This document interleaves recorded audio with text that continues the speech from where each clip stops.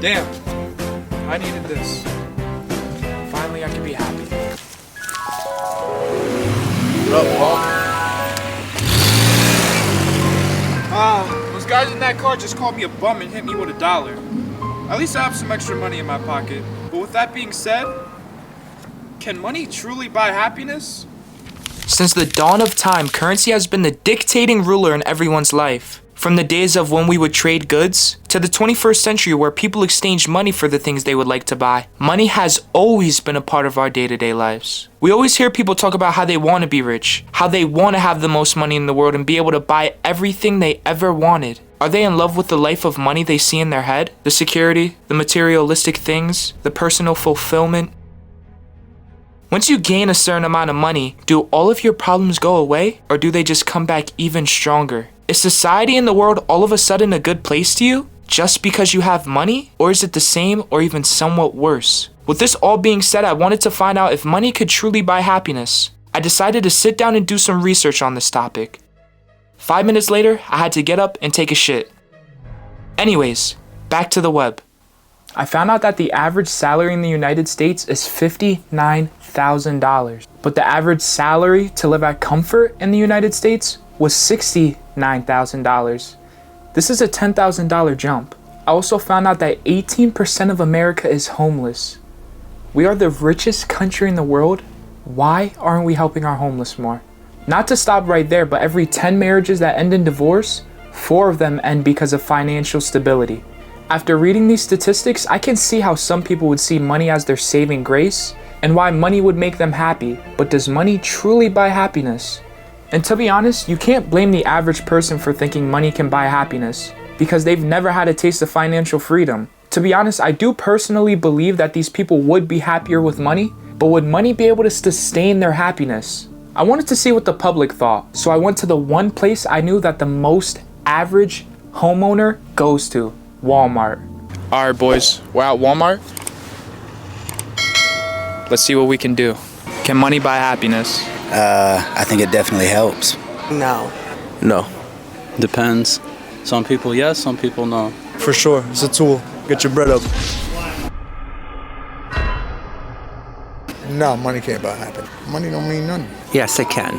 Absolutely. It sure can. It sure, because I can't do shit without money. I need money to be happy. I can't be happy without money. Money's not everything. Spend it wisely. If it's your girlfriend, a little bit. If they're gonna use you, you don't take that opportunity. Females always use you, what kind of penis size you have and stuff like that. Hey yo, what the fuck? If enough of it can, I think so, yeah. Sometimes. Absolutely not. Love buys happiness. That's what you have. If it could, I wouldn't be here right now. I think it made me cry. I hate getting old, dude. I wish it could, but I don't think so. It can buy everything, but happiness is an emotion. How can you buy an emotion? Absolutely not. No. No. Money cannot. It can help you a little, but it can't buy happiness. As you guys can see, we had some unique answers, but most of these people said no. The average person said that money can't buy happiness. But why are we so infatuated with the thought that money can? The people that explain their answers always surrounded it around love. That love is what brings happiness. Money can never bring happiness. Love is what keeps happiness.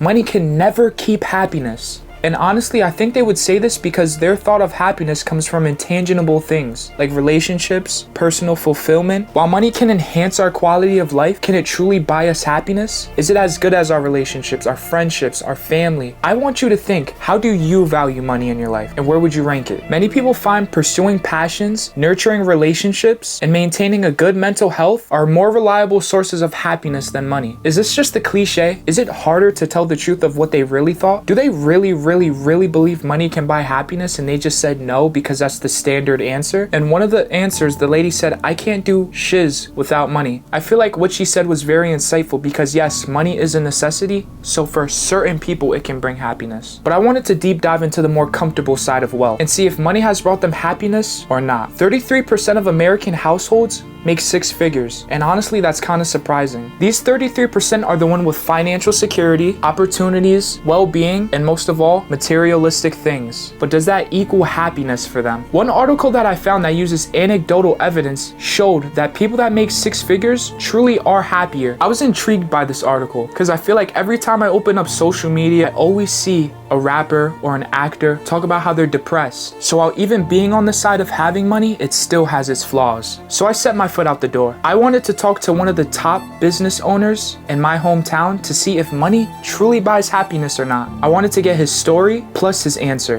and that's exactly what I got. It was a man by the name of Mike Taylor, as seen on Fox News, the owner of 5 successful companies. I felt like he was the perfect person to ask this question to. So I head out and I went to go interview him. All right, so I'm sitting here with Mike Taylor. From the behind the scenes information I searched up on you, you're the owner of 5 companies, is that correct? Yeah, probably about that. We're combined energy services.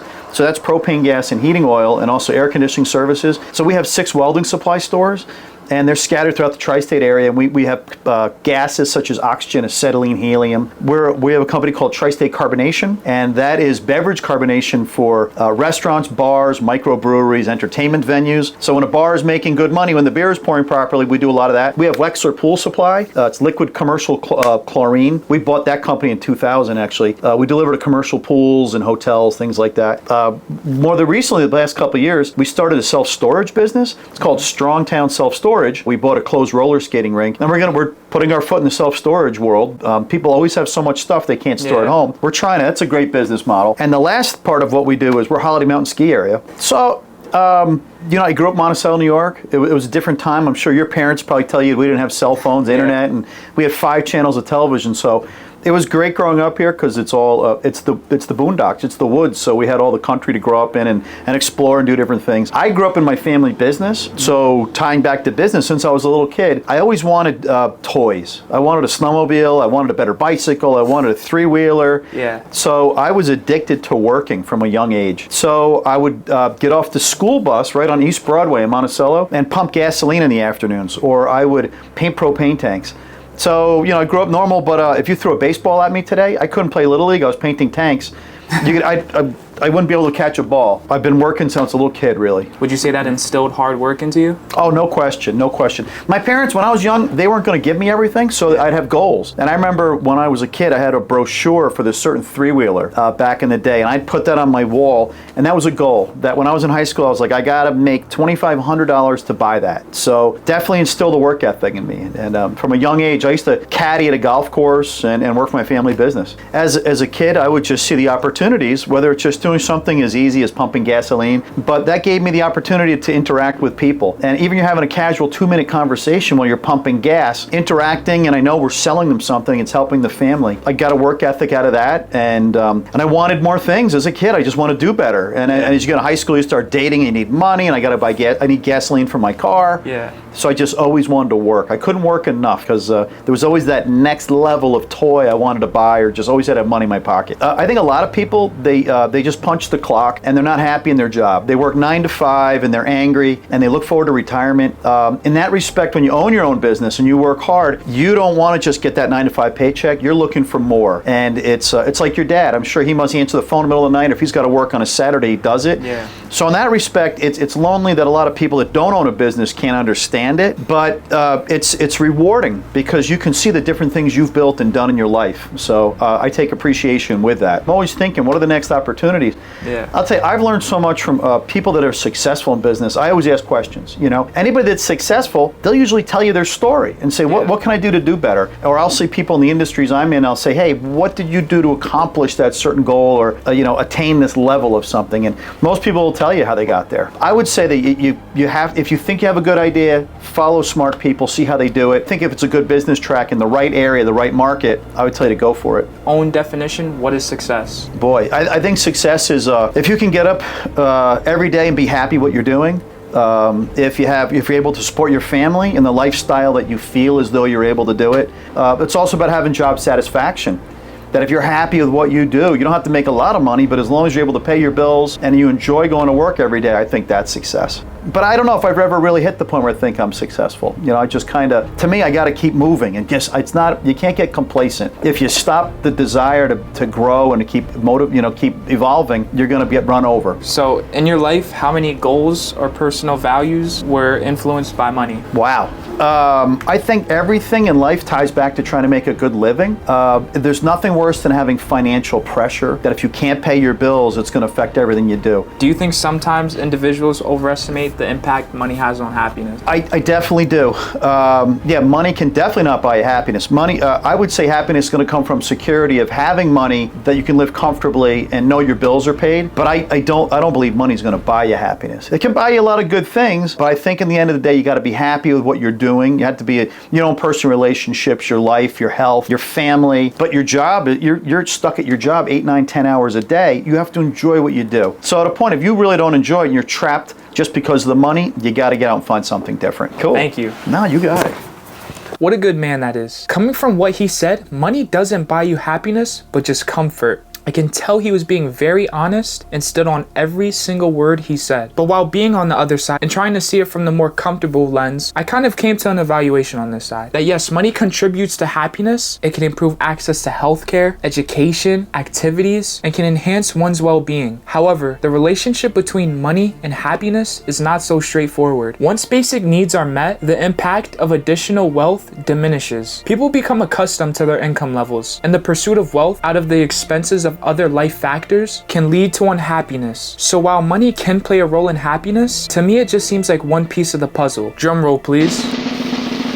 So what we all been waiting for. The big question, can money truly buy happiness? The answer is that there is no answer. Everyone has their own opinion depending on their financial situation and following their wants and needs. Our brains are wired to seek out value resources, including money. People desire money so much because it can give us power, security, freedom, and status. But it can also trigger emotional responses such as happiness, pride, jealousy, greed, and anxiety. It can also have negative consequences such as selfishness, materialism, and emptiness. I want you guys, after hearing both sides, after seeing both sides of the ball, from the average person's standpoint and from the more comfortable standpoint, can money truly buy happiness? I would like to tell you guys that only 15% of people that watch my videos are subscribed. So what are you doing the other 85%? Hit that subscribe button. I'm asking the questions nobody wants to ask. If you enjoy, like, subscribe, comment, and let me know in the comments, do you think money can truly buy happiness? Thank you.